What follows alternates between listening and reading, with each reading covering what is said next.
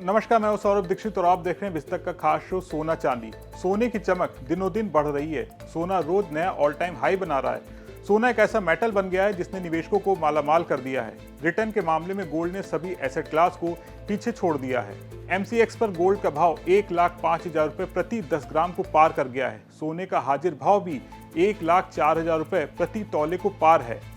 सोना इस साल अब तक करीब 28,500 रुपए प्रति 10 ग्राम महंगा हो गया है, जबकि पिछले साल यानी 2024 में सोना 12,810 रुपए महंगा हुआ था।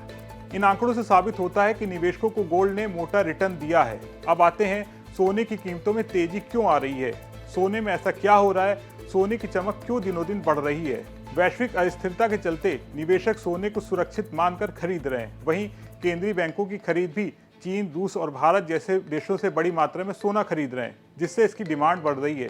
साथ ही महंगाई, कम ब्याज दरें भी सोने को आकर्षक बना रही हैं और डॉलर के मुकाबले रुपए में आ रही गिरावट के चलते भी सोना महंगा हो रहा है। फेडरल रिजर्व गवर्नर क्लोस्टर वॉल्फर ने साफ कहा है कि सितंबर में 25 बेसिस पॉइंट की कटौती हो सकती है और अगर अर्थव्यवस्था कमजोर हुई तो बड़े पैमाने पर रेट कट भी संभव है। यानी ब्याज दरें घटेंगी तो निवेशक सोने की ओर भागेंगे।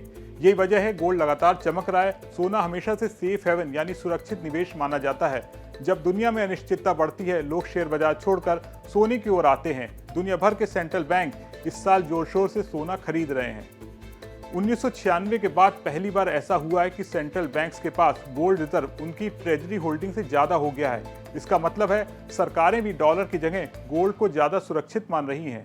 भारतीय सेंट्रल बैंक RBI भी जमकर सोना खरीद रहा है। आंकड़ों के मुताबिक RBI ने विदेशी मुद्रा भंडार को बढ़ाने के लिए अमेरिकी ट्रेजरी बिलों की जगह गोल्ड होल्डिंग को प्राथमिकता दी है। जून में भारत का अमेरिकी ट्रेजरी बिलों ने निवेश घटा, लेकिन गोल्ड होल्डिंग बढ़ी है। RBI ने एक साल में करीब 39.22 मीट्रिक टन सोना खरीदा है और अब तक कुल गोल्ड रिजर्व बढ़कर 879.98 मीट्रिक टन हो गया है। ये आंकड़े डॉलर से हटकर राष्ट्रीय बचत में डाइवर्सिफिकेशन लाने के लिए बड़े ग्लोबल रुझान की ओर संकेत देते हैं। अब आते हैं सोने के निवेशकों को क्या करना चाहिए। बाजार के जानकार मानते हैं सोने में नई खरीदारी करने से पहले गिरावट का इंतजार फायदेमंद हो सकता है।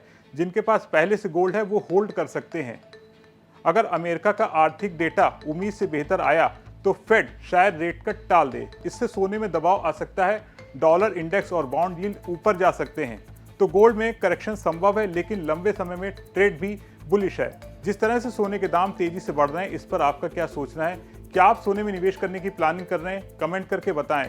वीडियो पसंद आया हो तो इसे लाइक करें, शेयर करें और बिजनेस जगत की तमाम बड़ी खबरों को देखने के लिए बने रहें बिस्तक के साथ।